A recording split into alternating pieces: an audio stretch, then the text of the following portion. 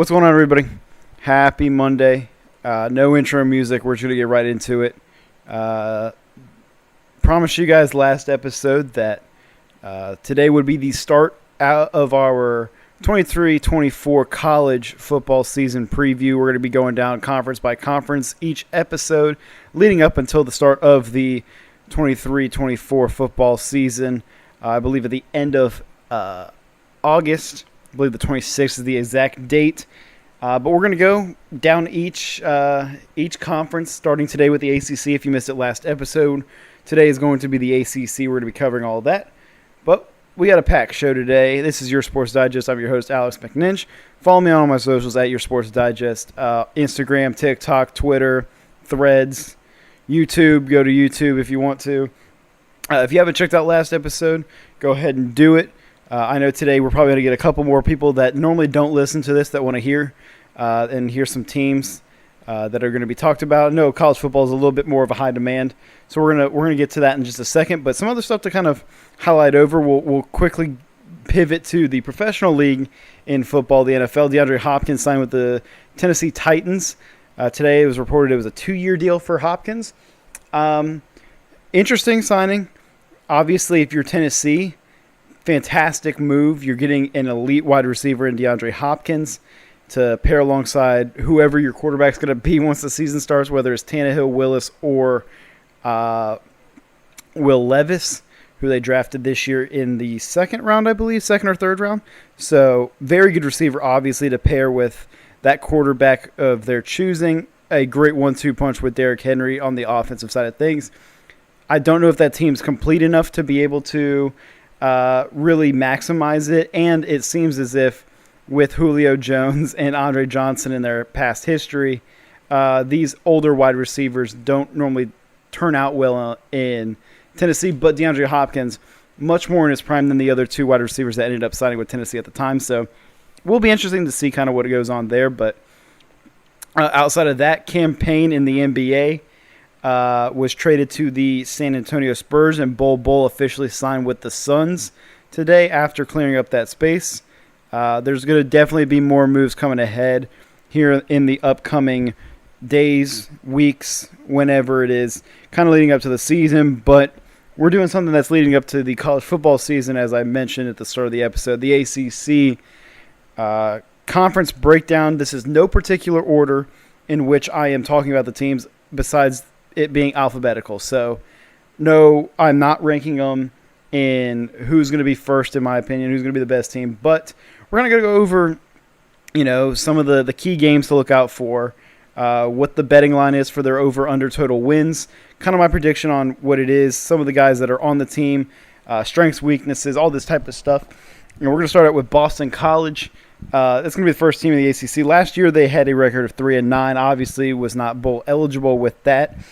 They come into this season with 10 returning starters onto the team, including 3 on the offensive side and 5 on the defensive side.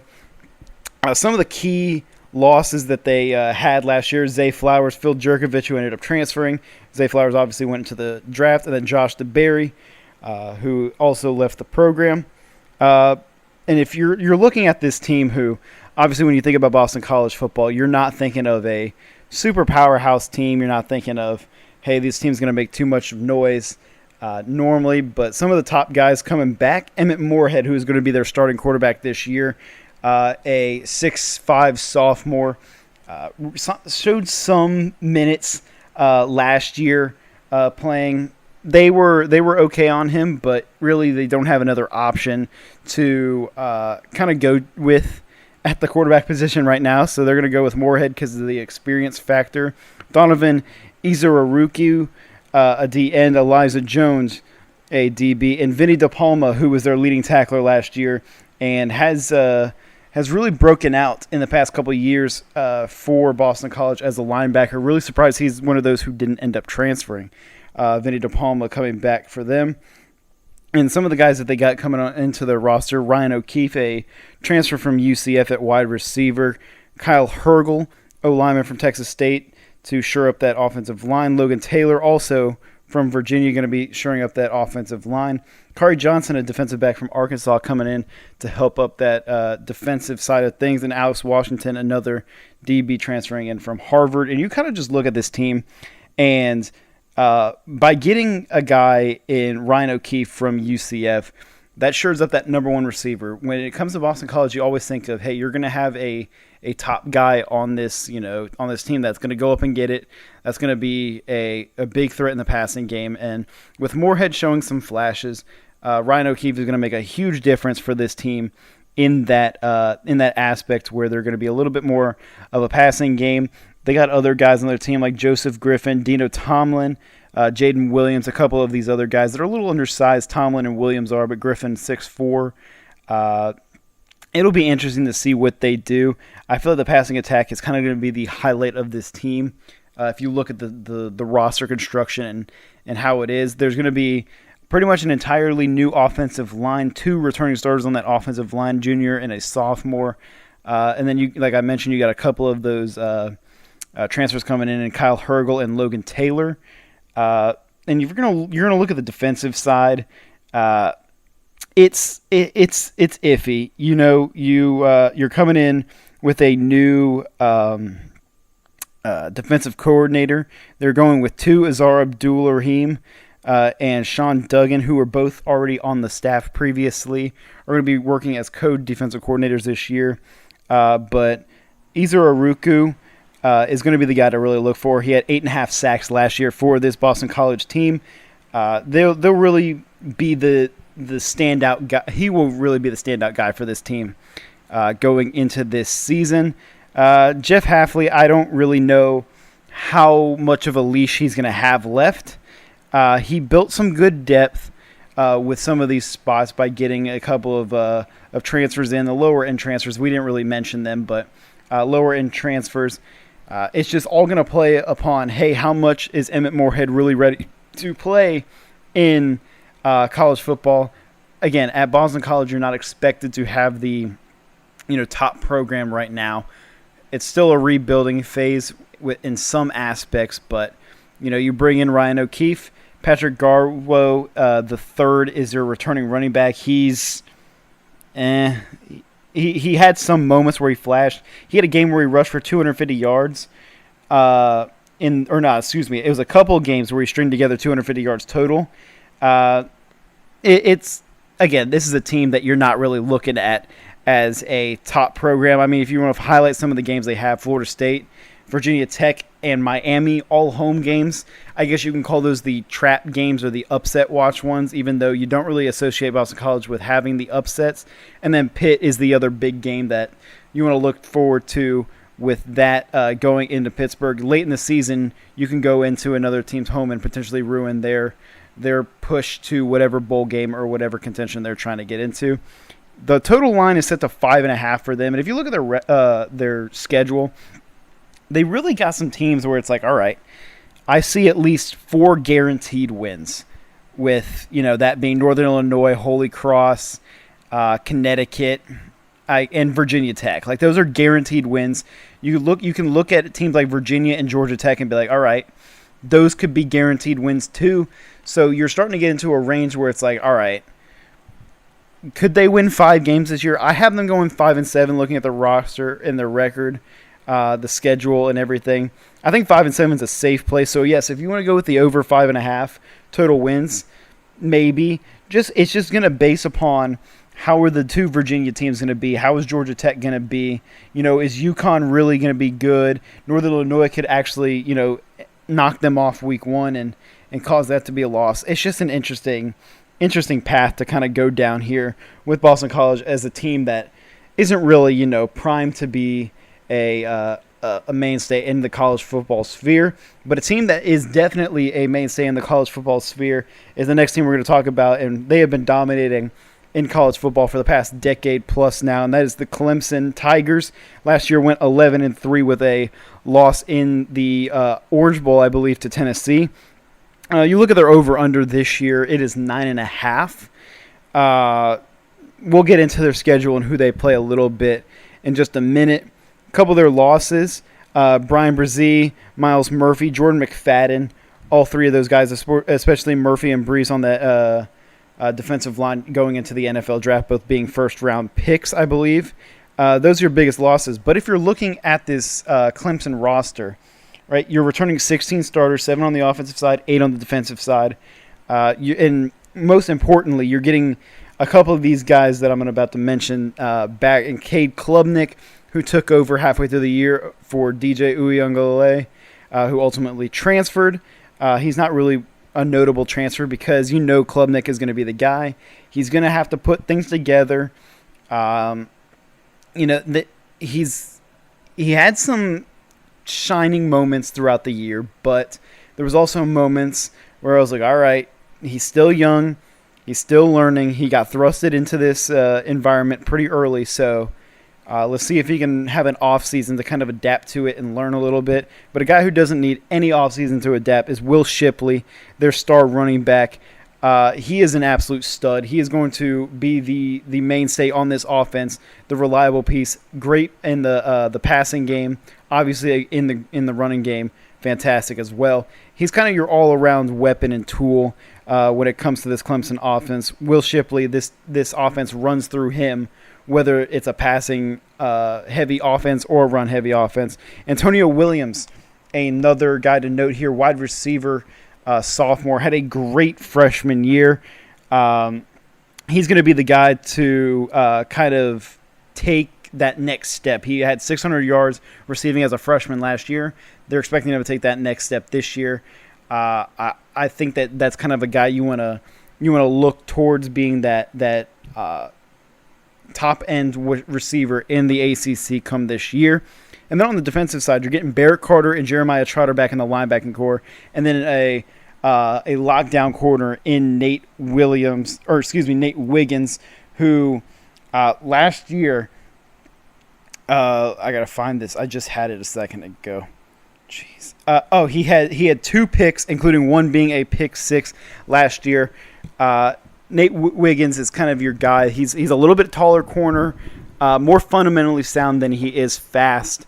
But those are some of the guys. Obviously, Carter and Trotter, the 2 main guys on the defensive end that led in tackles and sacks and interceptions for that team. They're going to be the guys heading that defensive front. And looking at the guys they brought in, they weren't really bringing in a lot. They're relying on guys who, maybe have not played or started last year that is going to take that next leap into their next season, I guess you could say. But the 2 guys they get in that are kind of big are Peter Woods, a 5-star defensive lineman. He has a really good chance to crack the starting lineup or be a very big rotational piece on the defensive line. And then Noble Johnson, a 4-star wide receiver they brought in as well through the drafts. Kind of could be another dude that one of those random freshmen that you always see that kind of get thrown into situations due to injuries or poor play, and they end up shining. I think that Noble Johnson's a guy you want to look towards going into this year. Obviously, if you're looking at the strengths of this team, it's the assurance of offense. You know what Klubnik can give you. You're expecting a little bit of a jump from him. You know what Shipley can give you. You know what Williams can give you. That offensive attack, whether it's in the passing game or the run game, is a sure thing. Sure, Klubnik has question marks, but overall, you know what you're getting with that. And especially with having 2 really good running backs on the roster in the Maffa and Shipley, being the 2 guys that are kind of your 1-2 punch. The defense is really, really good. Linebacker depth is really big. We talked about them too in Jeremiah Trotter and Barrett Carter. They also have Wade Woodaz, who's a sophomore who's looking to get a little bit more playing time this year for them. I think he's going to be another guy to where you'll be surprised when he hops onto the field and how effective he is going to be immediately. It's just a group that didn't have a good ending to last year. Obviously lost to South Carolina in the final game. That kind of ultimately put them on a different path that kicked them out of the playoff push. They took the loss to Notre Dame, a really bad loss to Notre Dame that really started things off. But that loss at the end of the season, in the final week to South Carolina, definitely knocked them out of the running.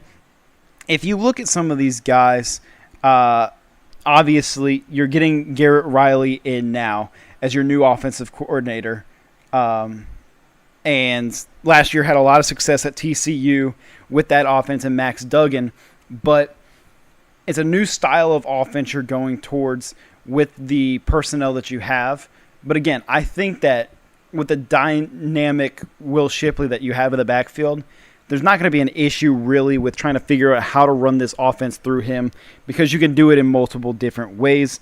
They're wanting to take a little bit more of a pass-heavy offense, obviously, with him in his ways at TCU.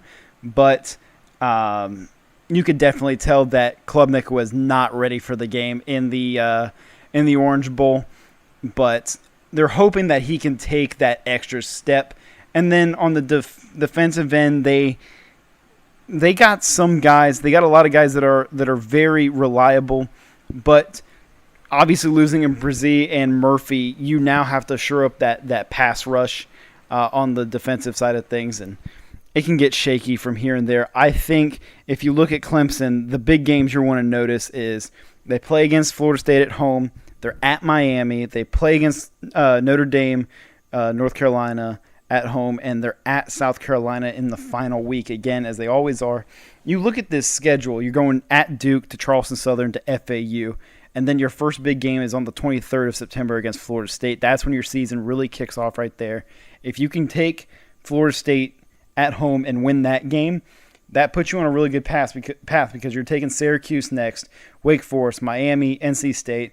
Then you get Notre Dame, which we don't know how really good they're going to be this year with a bunch of new stuff. Georgia Tech, and then UNC and South Carolina as your final two games. Those two games are very key because you can come into that final week like it was last year with them to where they're playing South Carolina in the last week, and they trap you and take over that game and end up ultimately costing your chances at the playoff. Could they potentially be the wreckers again this year, South Carolina, that is? I don't know. I think if you look at their schedule, you can find 10 wins in here. The line is set to 9.5. I think you're looking at 10-2 in the regular season with an ACC championship game bid. I think this team is a little bit too experienced in the skill position wise. Yeah, sure, quarterback questionable, but you got a sure thing at wide receiver. You definitely have a sure thing at running back.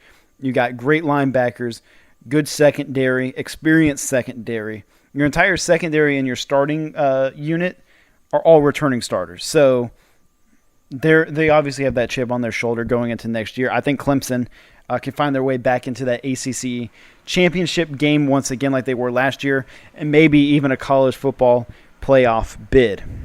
The next team up is Duke, and Duke is a very interesting team to me this year. Last year went 9-4. When you look at this team this year, they have 17 returning starters, 8 offensive, and 7 on the defensive end. Both of your special teams guys are coming back.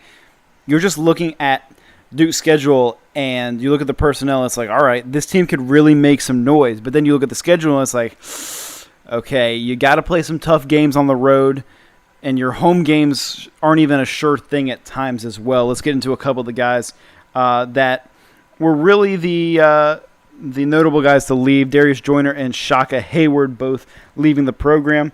But you're retaining Riley Leonard, your starting quarterback from last year, which is very important. Led that team to being the 31st best in scoring offense in the league, 67th best in 231.5 yards per game in the passing game. You're also getting your stud wide receivers back in Jalen Calhoun and Jordan Moore, who both were very, very productive for you. Calhoun having a team best 873 receiving yards for 4 touchdowns. So you're getting 2 of those receivers back. You're getting Dwayne Carter on the defensive line, who is going to be a sure thing. He is the veteran on that line who is going to man that front.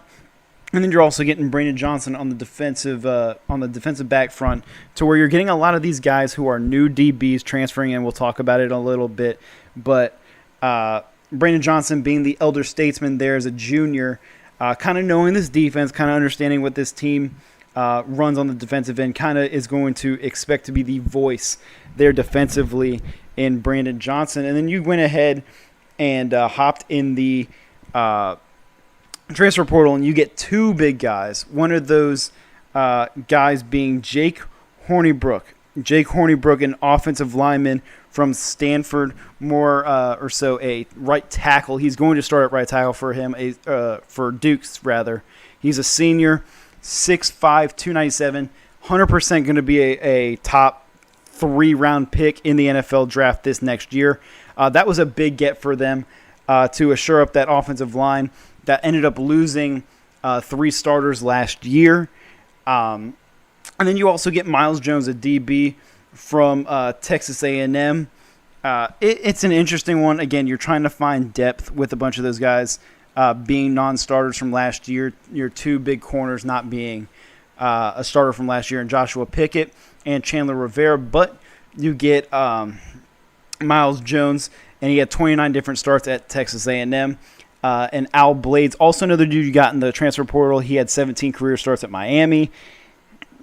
The veteran influence, like I said, with Brandon Johnson is going to have to be a big thing for this team to find success.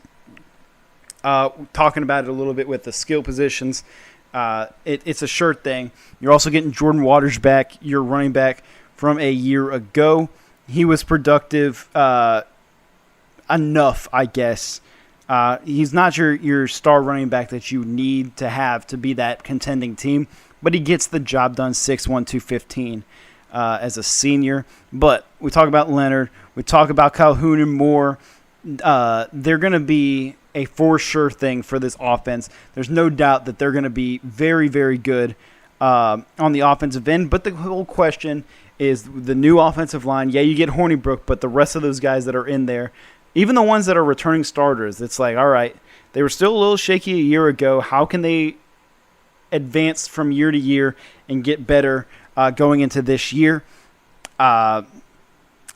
You're looking at the schedule. They got some tough games coming up. The line is set to 6.5 total wins. I have them 7-5 going into this year. You can look at their schedule if you'd like to. I think they're going to be fine. I just think if you're looking at it, you have week 1 at Clemson.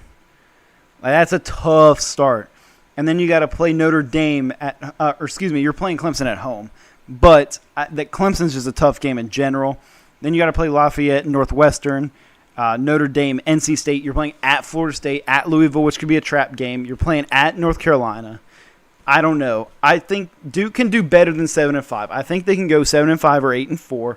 But over that big stretch that they had last year with 9-4, obviously 8-4 in the regular season, including the bowl game win against UCF, you're going to be hovering around 7 to 8 wins again this year. Kind of coming in with the same personnel. You're just going to be hoping that they kind of all take the step up that they need to. If they take the step up from last year, that is being Riley Leonard, we know the wide receiver core is fine. If Jordan Waters can, make another step and be a little bit more versatile for this team, don't be surprised if you see Duke hanging around in the bottom half of the top 25 towards college football playoff time and finding a way into a pretty big bowl game if they can get a bid. Duke's one of those teams that I think is going to be a sleeper coming into this season. And now, what I'm probably going to get the most viewers listening to at least this part, so welcome in if you were just skipping to this part. We are going to be talking about the Florida State Seminoles, and obviously, if you know me, I'm a Florida Gator fan, diehard Gator. So to admit that this Florida State team is actually good really hurts my soul, but as an impartial, unbiased sports reporter, sports podcaster, I have to give credit where credit is due. I love Mike Norvell. He used to be at Memphis. Really love him. Love his morals and love everything about him. He went in the portal and said, hey, I'm going to get a bunch of these guys who are really, really good at football, and I'm going to put them on my team, which is probably a good idea to have when trying to build a football team. And then you're getting a bunch of guys back last year who were super impressive. They were 10-3 last year with a win in the Cheez-It Bowl, the prestigious Cheez-It Bowl against Dylan Gabriel in the Oklahoma Sooners. you're looking at a lot of these guys losing. You did lose a lot. You lost Jamie Robinson, Micah Pittman, Amari Gaynor, Trayshawn Ward, Dylan Gibbons, all transferring. But you're retaining guys like Jordan Travis, who a lot of people are going to be saying he is in the Heisman contention. I don't know if I'm going to be going that far to saying Jordan Travis is a Heisman contender, but there were flashes last year to where it's like, hey, if he can put things together again with this new offense, these new weapons that he's getting, there's a chance he can find himself up there in the top 5 come into the season. He puts himself at way too many risks. I know younger in his career, he put his body on the line way too much when at the end of the day, it's like, hey, look, we need you. So stop throwing your body 15 yards down the field to try to get extra yards. It's not worth it. You appreciate guys like that, but at the end of the day, it's like we need your health over anything if you're a Florida State fan. Jordan Travis, Johnny Wilson is going to be the guy leading things at wide receiver this year for them. Obviously was super effective last year, having 897 yards receiving. Decided to choose to come back and play another year as a junior. Looking more, Trey Benson. He was he the backup last year behind Trayshawn Ward? I believe he was, but he's pretty good at this football stuff, I'd say. He had 990 rushing yards last year. ACC leading 6.4 yards per carry. He's going to be effective. Jared Verse.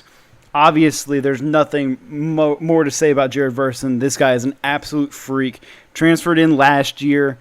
Was unbelievable for Florida State. And I hate saying this because if you know me, I hate giving credit to this program and this team. But Jared Verse is awesome. He is so fun to watch. He's going to be a top 5 pick of the draft, maybe even top 3, depending on how it shakes out. He is that much of a freak athlete.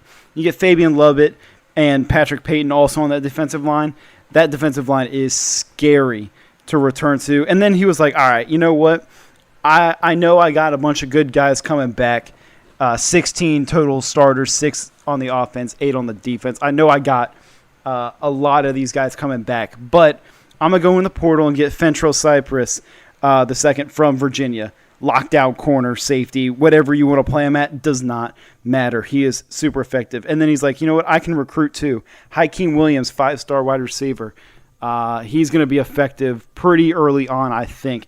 And then he's like, you know what? I'll go back right into the portal. Keon Coleman from Michigan State, stud wide receiver. Jaheim Bell, tight end from South Carolina, stud. And then he goes and gets some more insurance on the defensive line in Braden Fisk from Western Michigan. Again, I hate saying this, but this Florida State team is really, really solid. Now, would I love it if this team crashes and burns and completely fails? Absolutely, as a Florida fan. But I don't know if that's going to be the case with the guys they got here. Mike Norvell has put together a really good team. The whole thing is will the offensive line be consistent? Will everybody stay injury-free? Because that is a big thing. What's happening with the linebackers? You're getting a couple returning starters at Kalen DeLoach and Tatum Bethune, both seniors. But after that, you don't have as much there. You have a lot more younger guys. But the big thing that's going to be the question about this team is, will they finally get over the hump and beat their big matchup this year against Southern Miss? Obviously, the Golden Eagles are going to be coming in screaming hot to Tallahassee. My Golden Eagles are going to be flying in looking for the upset. No, it's the question of, hey, you got LSU week 1. That's obviously a very, very tough game. Fantastic game last year against them. But can you get over that hump? You got to go to Clemson. You got to go to the other Death Valley, not LSU's one, but the Clemson one. Got to go to Death Valley in Clemson, and you got to win that one. Can you do it? Can you finally get over the hump? That game's week 4 in the season on the 23rd of September, so we're going to find out pretty early what the fate of this FSU team is going to be. Their over-under set at 9.5. I have them 10-2 for sure. Look, you're looking at 2 losses, and the 2 of them could come from a combination of LSU and Clemson, or LSU and Florida, or Miami.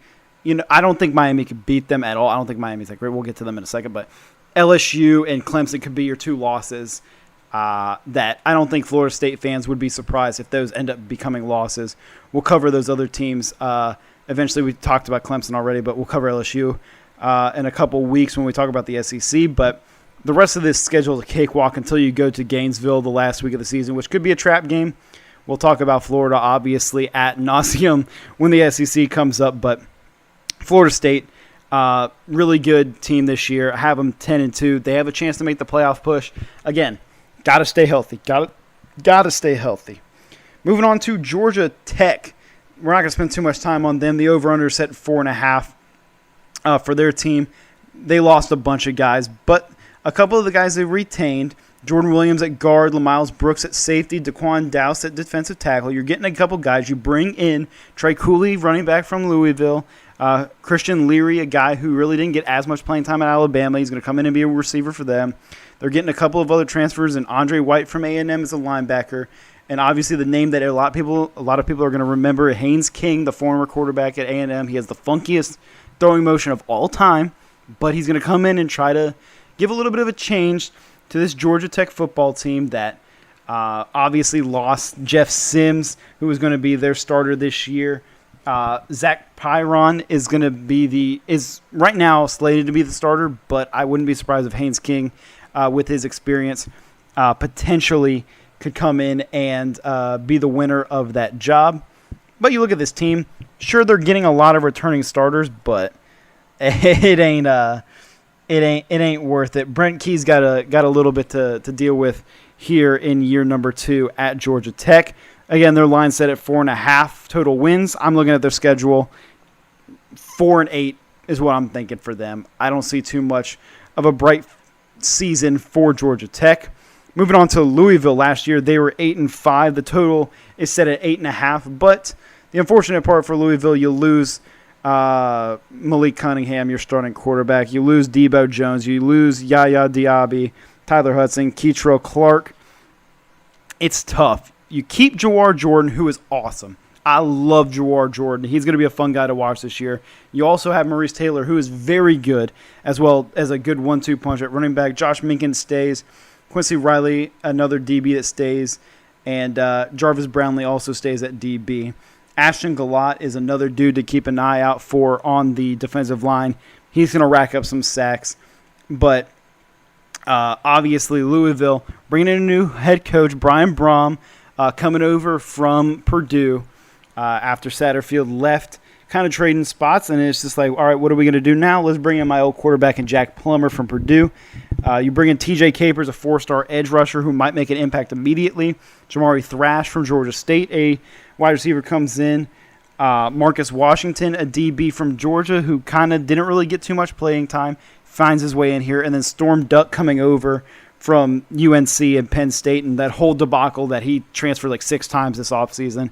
He can come in and be a veteran leader on that defense. You kind of look at the team, and it's like, all right, you got a new head coach. You're going to be guaranteed solid play with Jack Plummer at quarterback, but how will it play out with this new team and new offense? Your running back room is fantastic. Your defense is questionable. Your wide receiver room, not very great. Jamari Thrash is really going to get a true test to be a number 1 wide receiver probably going into the season. Louisville is at 8.5 in their total wins over under. I have them 6-6. They've got a tough little stretch to where they can lose some of these games. And if you know anything about college football, you look at it, it's like, oh, these are easy wins, right? But then you get down here, it's like, all right, they're playing at Pittsburgh on October 14th. This is an easy game Louisville just drops randomly. Like, it's a very odd one. I think 6-6, 7-6 for the first year for Brian Brom could be an interesting one.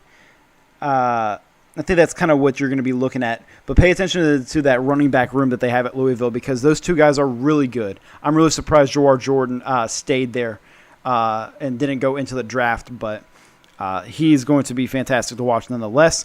Next team we get to talk about, this is a fun one because I know there are also some fans of this team that'll listen, and that is the Miami Hurricanes. And obviously, Mario Cristobal in year one, not great, right? Tyler Van Dyke looked terrible.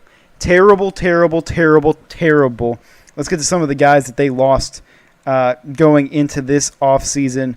Tyreek Stevenson gone, Darrell Jackson gone, Avonte Williams transfer, John Campbell Jr. transferred. But you keep Tyler Van Dyke. You're hoping for a bounce back year with him. You keep Henry Parrish Jr. at running back. Awesome, dude. He is awesome to watch. As much as I hate Miami too, awesome running back to watch. He's going to be fantastic for this team this year. Zion Nelson, going to be a first-round pick on the offensive line. Was going to go to the draft last year, I believe. If I'm not mistaken, I believe he was going to go to the draft. End up staying. He's going to be awesome. Cameron Kitchens, you bring back at safety. Wesley Bisonthi at linebacker. He's going to be a guy as a redshirt freshman who's going to start at linebacker.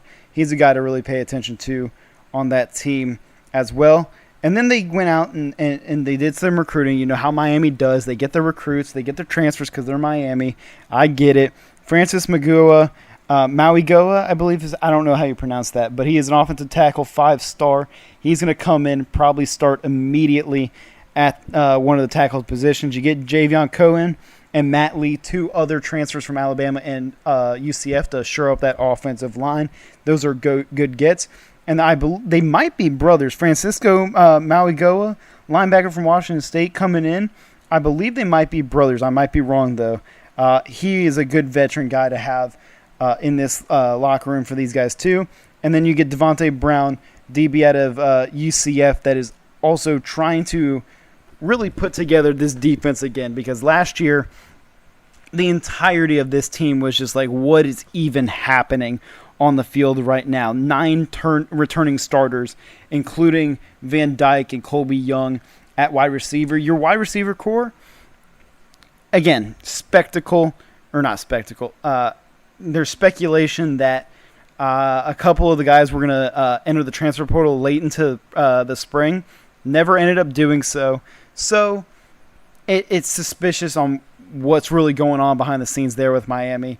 Obviously, we all know what's going on in the recruiting landscape with them. But, again, you look at this schedule for them. They play A&M week 2. That's obviously a big game, the battle of we pay as much money as we can to get recruits between the two coaches.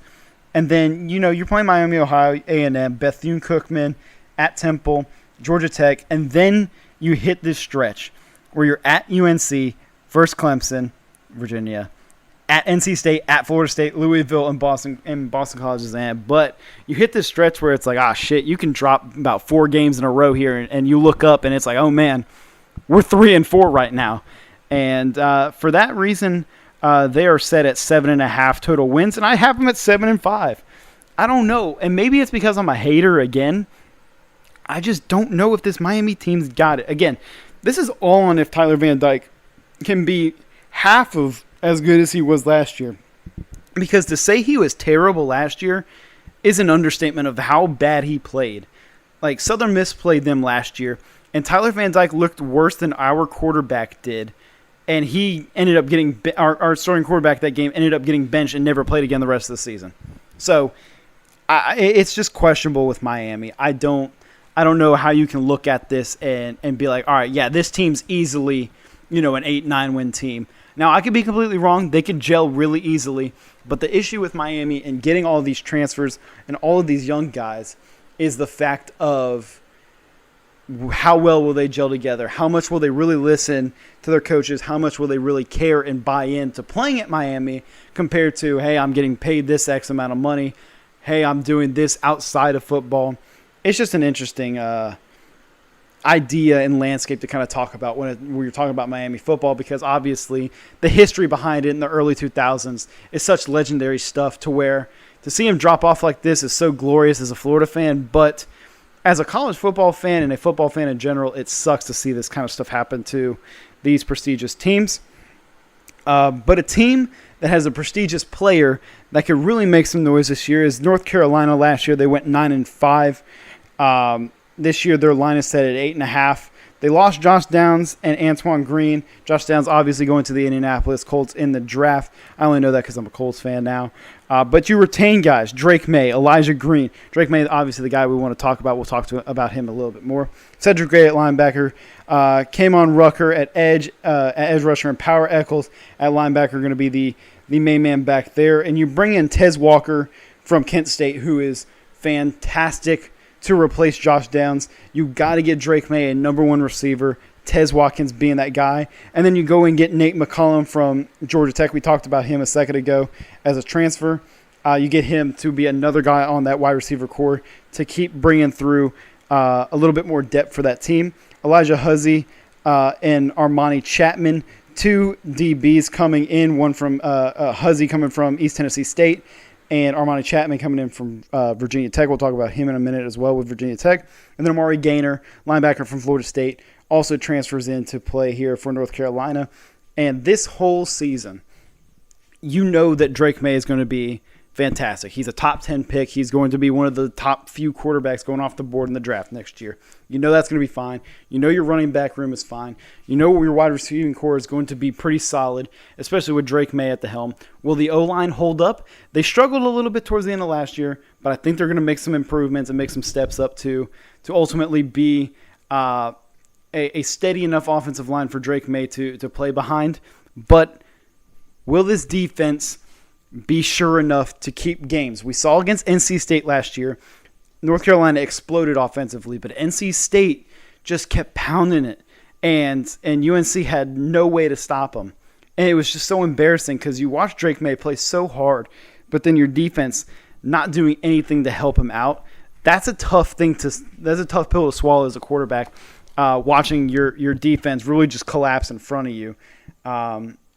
It's demoralizing. You really want to have success, but a lot of these guys being returning players on this defense, 7 returning starters on the defensive end, you're hoping that they take that next step, learn through the experiences they had last year.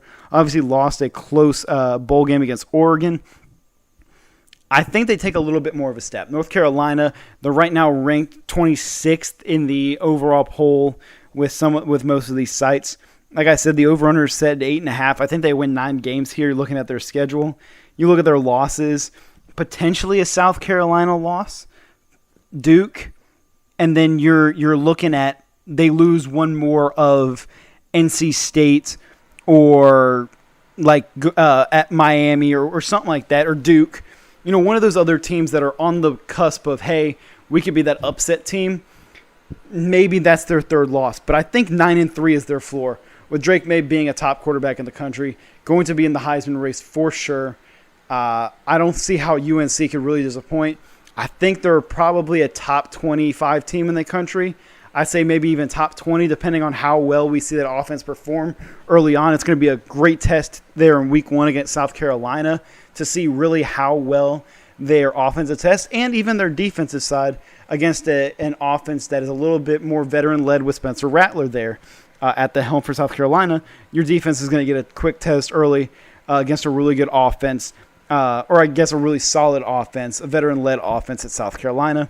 North Carolina, I think, is going to be another one of those solid teams. It's funny how the two basketball powerhouses in Duke and North Carolina are the two sleeper teams going into this season in the ACC, but the other North Carolina team is not to be messed with either. NC State, who came off an interesting year last year. Obviously, we all know they lost Devin Leary, transferred to Kentucky.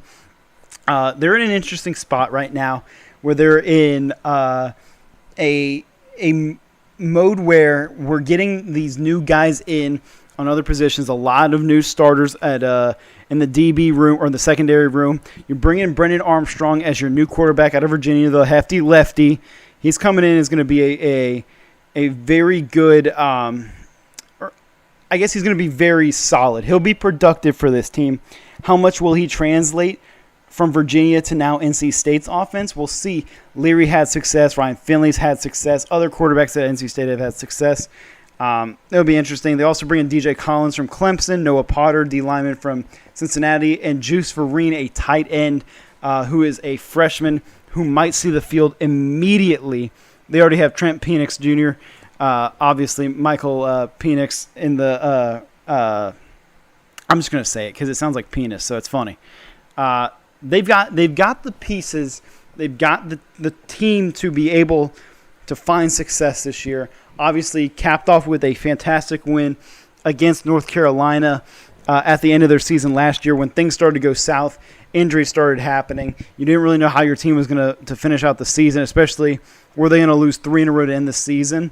They ended up getting a win against North Carolina. They lost to Maryland in the Duke's Mayo Bowl, but I don't know if you want to win the Duke's Mayo Bowl at this point with knowing the, I guess, quote unquote reward you get by that.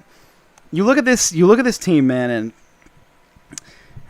it just depends on how Brennan Armstrong's going to be. Will Brennan Armstrong really be an important piece to this team? Will he be as productive as they're expecting him to be?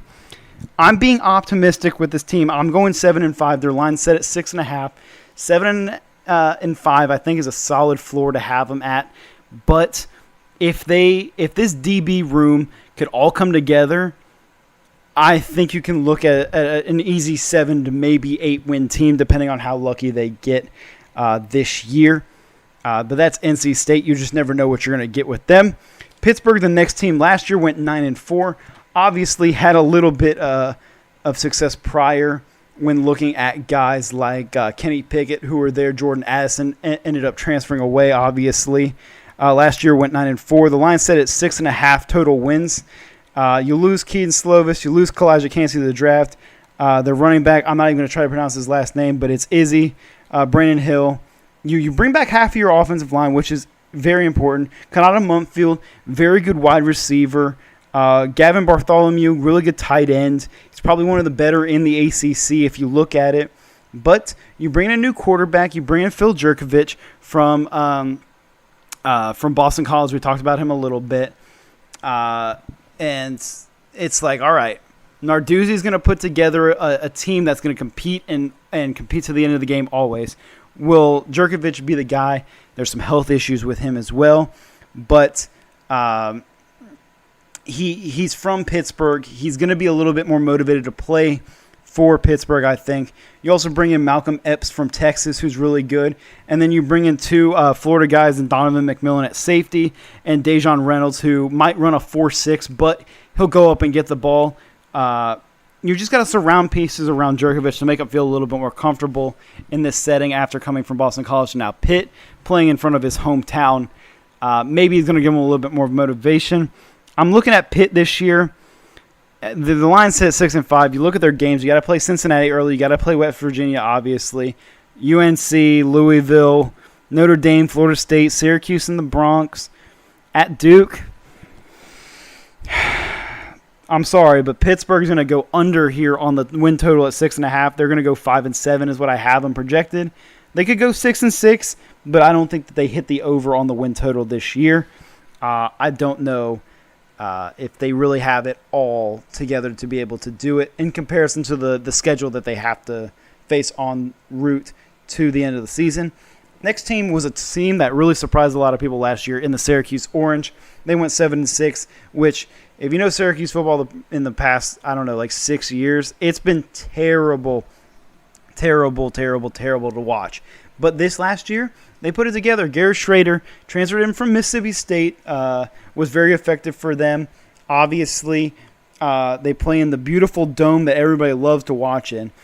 They lose Sean Tucker, awesome running back for them. They lose Matthew Bergeron, Jahad Carter transfers, Steve Linton, Deuce Chestnut, all these guys leave.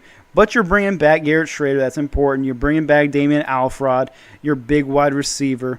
And the guy that I think is the best tight end in the ACC, I think the most underrated player in all of college football, he might be an All-American this year, Oronde Gadsden II.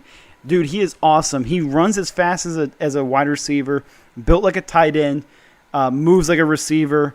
He's awesome to watch. You can't miss him. You really can't. He is also he's also wearing number 19 at tight end, so you really can't miss him. Somebody else in college football wears 19 at tight end, and he's pretty good as well, I'd say. Oronde Gadsden II, you heard the name here. You also have Caleb Okunchekwu at edge and Marlo Wax at linebacker, two of the other elder statesman on this team, I guess you could say. They bring in Braylon Ingram from Alabama, Jaden Gold, a DB from Nebraska, Jaden Bellamy, a DB from Notre Dame, and Joe Moore, an offensive lineman from Richmond. You look at Syracuse's schedule this year. Got a pretty decent start to the year on talent level. You got to play against Colgate, Western Michigan, Purdue, which is Army questionable, and then you're facing the gauntlet of 3 games of all gauntlets: Clemson, at UNC, at Florida State. That is a tough stretch right there. But I am not afraid to say I am a Syracuse fan. I love this team, honestly. They are my betting darlings. Their over-under of total wins is 6.5. Look at their schedule. I might be super optimistic, and this is another one of my underrated teams. I think they go 8-4 this year. I think that they are much better than what people think. Garrett Schrader's questionable, but you also have Carlos Del Rio at quarterback, who could easily come in and be solid. Also, former Florida Gator. He could be an interesting game changer for this team if Garrett Schrader tries to turn into a helicopter like he did at Mississippi State. If you don't know what I'm talking about, just go watch Garrett Schrader's highlight against TCU when he was at Mississippi State. He turned into a human helicopter. Moving on to the final 3 teams here in the ACC. We're going to combine 2 teams here into one because they are both terrible. And it's both of the Virginia teams, Virginia and Virginia Tech. Both last year had 3 total wins. Lost a lot of guys in the portal, especially Virginia, losing Armstrong, Cypress, Nick Jackson, Anthony Johnson. You bring back some guys. It's not looking great. You bring in some transfers. Virginia brings in Malcolm Green from Clemson, Malik Washington from Northwestern, Tony Muskett from Monmouth. Why? You bring in Kobe Pace from Clemson. I think that's going to be an underrated guy to watch that could potentially have a great year quietly and then transfer again. And then if you're Virginia Tech, you bring in Antoine Powell from Florida. He's not really that great. Jalen Lane from MTSU, Allie Jennings from Old Dominion. These 2 teams are not good at football this year. I'll be completely honest with you. Brent Pry in his second year is not going to have an easy task at hand for Virginia Tech. Grant Wells is going to be your returning quarterback.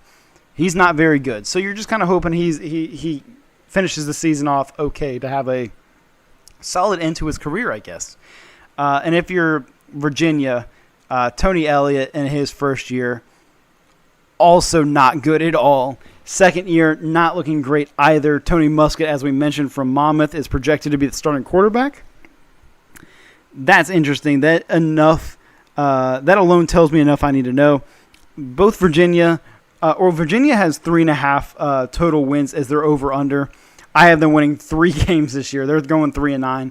Their schedule's way too tough. The team is not good enough. They start off against Tennessee, and they might lose by 50 in that game.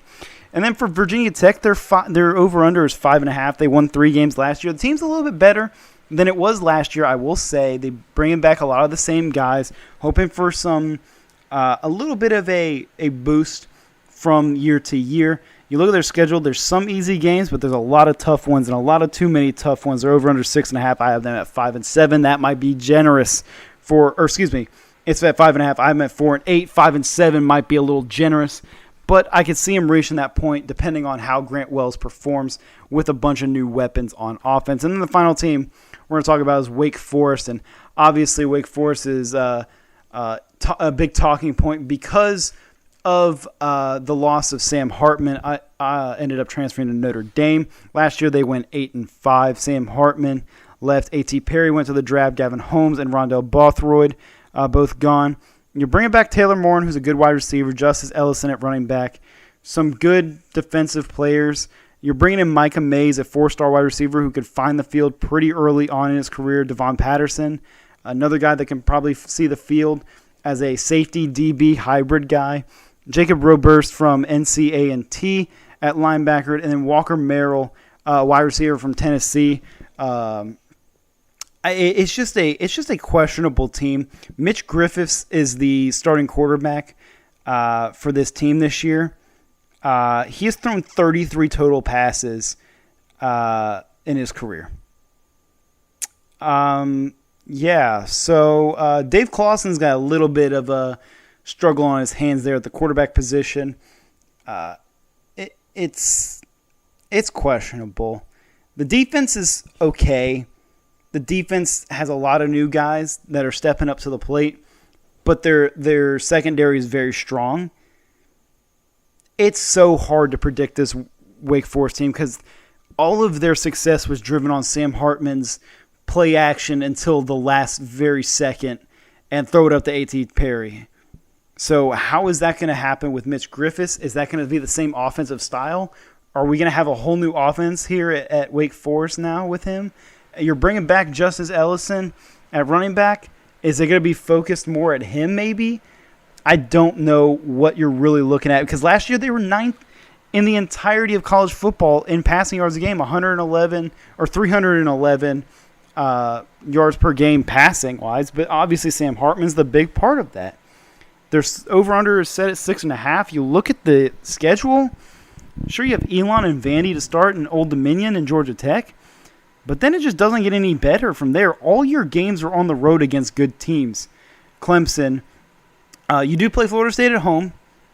I guess that's interesting. You play at Duke, NC State, Notre Dame, and at Syracuse. It's a tough schedule for them to win these games when you're going on the road. And, again, I guess it's just going to be a time will tell thing with Griffiths if how good he will truly be for this team. He's an undersized quarterback. He threw 33 total passes in his career as a redshirt sophomore. Over under 6.5. I think I'm going to go 5-7. Although I would not be surprised if they're 6-6 and a little bit better than we think. They might be better than everybody thinks, and Griffiths might be a stud. It might be a Bryce Young type of undersized quarterback that can really sling it around the field.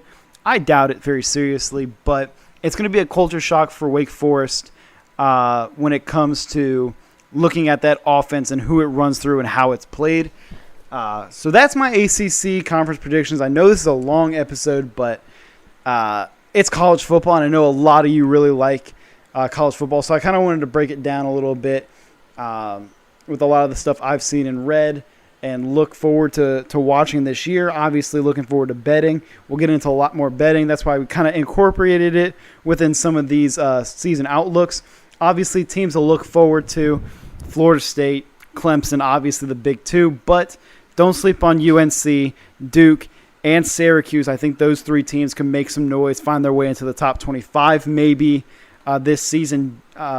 It'll be interesting for the ACC as a very top-heavy league.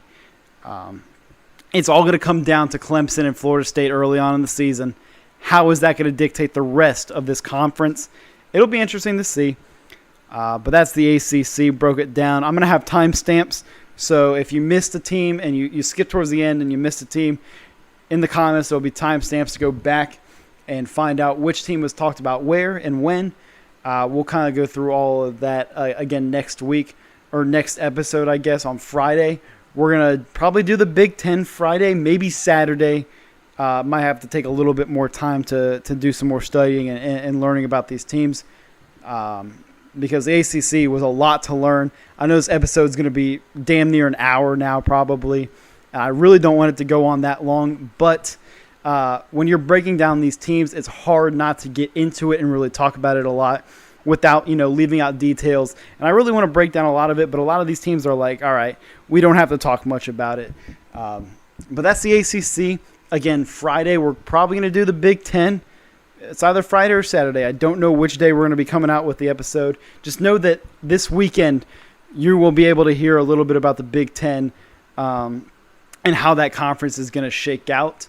But, yeah, I appreciate you guys. If you made it this far, again, follow me on all of my socials at Your Sports Digest. This takes a lot of time for me to get into and study and pay attention and watch stuff and read stuff. So I really appreciate it if you like this, if you're watching on YouTube or listening on YouTube.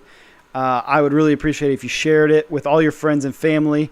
If you're listening on Spotify, Apple Podcasts, wherever you're listening to it on, I appreciate it if you share it with everybody.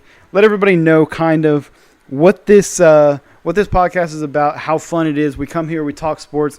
We appreciate everything. We try not to poop on everybody, but when it comes time to it, we have to do what we have to do, But I appreciate you guys always listening. Sorry this has been a little bit longer, but it's a conference breakdown. You got to get everything into it. I'll see you guys this weekend at some point. I'll put out all my socials at you.